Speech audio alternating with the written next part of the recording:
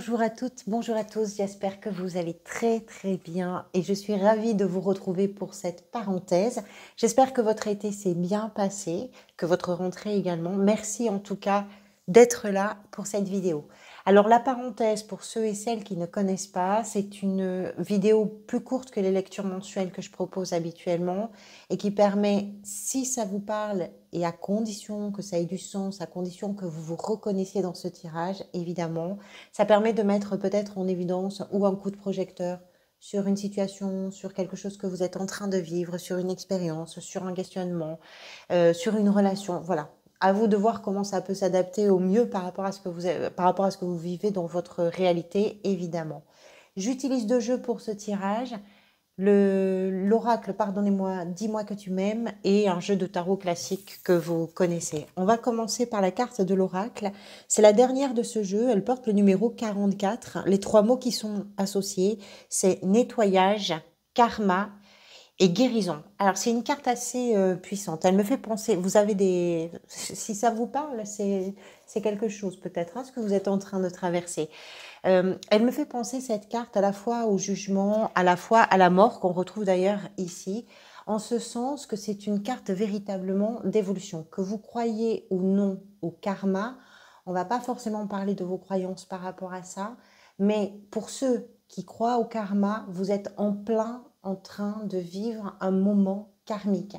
Pour ceux qui ne croient absolument pas au karma, vous êtes en train de faire un nettoyage et une purge. C'est la grande lessive là. C'est vraiment le jour du grand nettoyage de la rentrée. L'idée, si vous voulez, c'est que d'une façon ou d'une autre, et quelles que soient vos croyances, c'est que ce que vous êtes en train de vivre, en réalité, vous ne pouvez pas y échapper. C'est l'histoire de la vie, c'est votre histoire à vous qui vous confronte à tout ce qui vous oppose, à tout ce qui fait, et ça vraiment, quel que soit votre niveau de spiritualité, de croyance, etc., c'est tout ce qui fait que vous vous accordez sur la réalité, j'ai envie de dire, de l'opposition du bien et du mal, qui sont toujours en action, qui nous attirent et qui nous repoussent, et qui, voilà, on est toujours sur un pas de deux comme ça. Et là, vous êtes sur une période peut-être où il vous faut accepter justement cette règle d'équilibre des forces et où il va falloir vous efforcer, vous, à trouver votre place à l'intérieur de ce grand branle-bas de combat. C'est peut-être un moment. D'abord, c'est peut-être une intention, hein, c'est peut-être vous qui décidez que là, maintenant, ce que vous étiez en train de vivre, ben, c'était plus possible de continuer. Et du coup, ben, vous vous poussez vous-même vraiment en dehors de votre zone de confort pour, j'ai envie de vous dire, pour développer une vraie envie de vivre et non plus une survie par rapport à vos émotions et par rapport à vos émotions liées complètement à votre cœur. Alors, si ça vous parle, c'est pas forcément évident ce que vous traversez, je vais pas vous mentir, mais qu'est-ce que c'est sain? Qu'est-ce que ça va vous faire du bien? Et qu'est-ce que c'est quelque part presque salvateur? Parce que quand on parle de sortir de ce sentiment d'être en permanence en train de survivre aux choses et qu'on décide qu'à partir de maintenant, on passe en mode je vis et non plus je survis, je pense que ça doit changer la donne. C'est pas parce que ça change et que ça va faire du bien que c'est facile sur l'instant à traverser par contre. La situation est représentée par un as d'épée qui nous explique que dans ce que vous êtes en train de vivre, l'important pour vous, c'est de trouver la direction que vous avez envie de prendre, c'est de trancher dans les options que vous avez, c'est de prendre vraiment vos décisions pour vous. Et que ces décisions-là, en réalité, deviennent de véritables opportunités, que ça ne soit pas simplement un contexte qui va finir la direction que vous allez prendre ou les choix que vous allez faire ou le conditionnement ou une personne qui va pouvoir vous influencer. Là, je pense que je dirais que vous vous appropriez les choses et que ce que vous voulez, vous, c'est que l'idée vienne de vous, l'envie vienne de vous, la démarche vienne de vous. Mais tout ça, ça vous bouleverse peut-être à l'intérieur. Donc, je pense que dans la situation, cet as nous explique aussi que ce que vous avez peut-être d'une façon ou d'une autre intérêt, je dirais, à comment je pourrais vous dire ça, à privilégier, c'est plutôt l'analyse. Réfléchissez, prenez le temps de réfléchir, prenez ce temps-là pour vous permettre de prendre effectivement les bonnes décisions ou d'avoir l'idée, l'option, l'opportunité qui va être définie par rapport à ce qui vous conviendra à vous le mieux. Qu'est-ce qui vous a peut-être amené vers ça? Alors, c'est représenté par un valet d'épée. Les valets dans le tarot peuvent représenter des personnes jeunes, des personnes immatures. Donc pour certains et certaines d'entre vous, ça peut être lié à quelqu'un de plus jeune que vous, ou pas forcément plus jeune que vous, mais à quelqu'un qui fait preuve véritablement d'une grande immaturité dans ses gestes, dans ses actions, etc. Ça peut représenter quelqu'un qui pourrait être d'un signe d'air. Les signes d'air, ce sont les Verseaux, ce sont pardonnez-moi, les Balances et les Gémeaux. Ce valet, il peut représenter aussi l'idée que vous avez voulu apprendre quelque chose. Vous êtes allé à la recherche ou vous avez vraiment creusé pour avoir des réponses à des questions très importantes que vous vous êtes posées parce que vous avez eu une envie, un besoin de comprendre. Peut-être de grandir, peut-être d'accroître quelque chose en vous ou dans votre vie. Et ce besoin-là, ça vous a poussé à chercher des réponses. Et ce que vous êtes peut-être là en train de vivre, c'est que vous avez trouvé des réponses d'une certaine façon.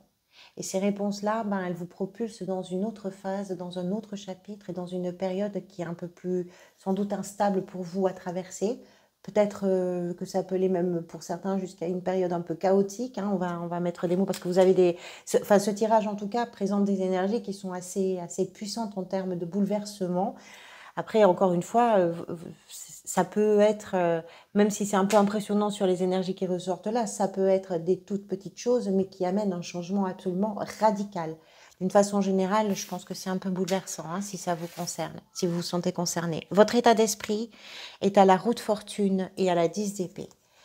Vous sentez que vous êtes au bout. Vous sentez, il y a quelque chose qui se termine pour vous. Il y a une période qui se termine. Il y a une phase qui n'est. Vous ne pouvez pas aller au-delà. Vous ne pouviez pas aller au-delà. Pour deux raisons.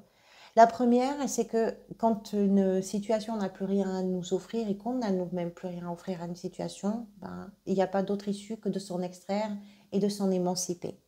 L'autre, c'est que vous avez une énorme, peut-être, fatigue psychologique qui est représentée ici par une 10 d'épée qui nous explique que soit vous êtes peut-être en burn-out, vous êtes peut-être au bout du rouleau, vous êtes peut-être...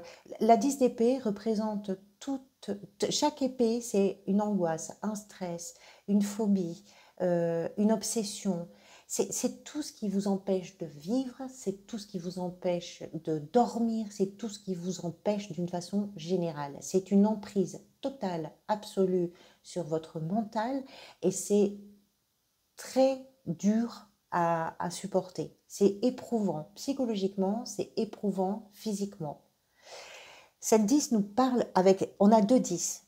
L'arcane de la roue de fortune et la 10 d'épée nous indiquent que les 10 sont des fins de chapitre. Et la roue de fortune est un changement. Vous avez besoin, vous avez envie de ce changement parce que vous ne pouvez pas aller plus loin. Et ce changement-là, il va falloir faire confiance un petit peu à la vie aussi, parce que ce changement peut être accompagné. La roue de fortune, on parle de karma, on parle de destin dans ce tirage, vraiment. La roue de fortune, c'est la roue de la vie en fait. Et il y a toujours avec cette roue qui tourne des moments où ça monte et des moments où ça descend, c'est vrai, mais il y a également des opportunités que l'on n'attend pas et que la vie met sur notre chemin. Des rencontres, des propositions, quelque chose qui peut arriver, que vous n'attendez pas forcément, mais qui vient accompagner ces énergies de changement et de bouleversement. Donc, votre état d'esprit est au changement parce que je pense que cette énergie-là de la 10 d'épée est trop compliquée maintenant et qu'il faut en sortir d'une façon ou d'une autre. Et votre sortie de ça, ça passe forcément par des changements qui sont importants et peut-être des changements de vie. Il est puissant, votre tirage. Je vous avoue que j'ai hésité à le faire ce soir. Je crois que j'ai bien fait. La mort, c'est l'énergie qui vient vous aider. Alors ça, c'est très intéressant parce que là encore, on est sur une énergie de changement, on est sur une énergie véritablement de grande métamorphose. C'est une métamorphose intérieure. Je pense que si ça vous concerne, vraiment, la situation que vous traversez n'est pas forcément simple, c'est sûr, mais vous êtes dans un renouvellement. Vous êtes sur une période de renouvellement. Alors, prenez patience, soyez courageux et courageuse. Dites-vous que ce qui est en train de s'arrêter, ce qui est en train de se terminer, c'est vraiment quelque chose qui va venir vous nourrir pour une reconstruction, pour une renaissance, pour un renouveau, pour quelque chose qui va vraiment vous faire du bien. Je pense que vous étiez arrivé dans une impasse. Ce tirage, il me donne l'impression que vous êtes arrivé au bout de l'entonnoir. Au bout de l'entonnoir, vous avez cogné la tête contre le mur et vous vous êtes dit, ben là, j'ai plus le choix. Maintenant, il faut que je fasse complètement autrement. Et vous êtes dans ça, dans cette énergie-là. Ce vers quoi ça fait du bien. Vous avez une reine de coupe. Alors la reine de coupe, on l'appelle l'infirmière du tarot. Elle peut représenter effectivement une personne. Pourquoi pas une personne d'un signe d'eau. Les signes d'eau, ce sont les poissons, les cancers et les scorpions. Elle peut représenter une personne de votre entourage. Ça peut être une mère ou ça peut être une figure féminine de votre entourage ou une figure en tout cas qui va présenter des caractéristiques qui sont associées à cette reine de coupe. Quelles sont ces caractéristiques? C'est quelqu'un qui va être enveloppant, c'est quelqu'un qui va être particulièrement aimant, qui va savoir accueillir toutes vos émotions, qui va savoir vous accompagner, vous soutenir, vous aider.